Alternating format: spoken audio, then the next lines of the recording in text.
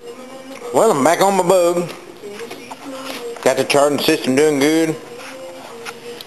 Now I'm gonna start doing brake lines. So I figured, while I'm this far, I got to do a little pan work. Probably about a half a pan, not quite half a pan. It's good back. It's about right there.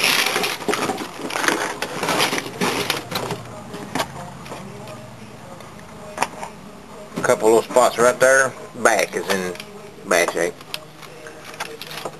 Back there is not too bad.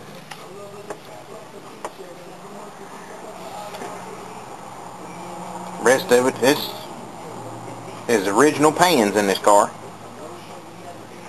So it's a 66. So I guess that ain't too bad. I've seen a lot worse. But I'm going to try to run some brake line, and I'll see if I can't get me some patch panels for my floors.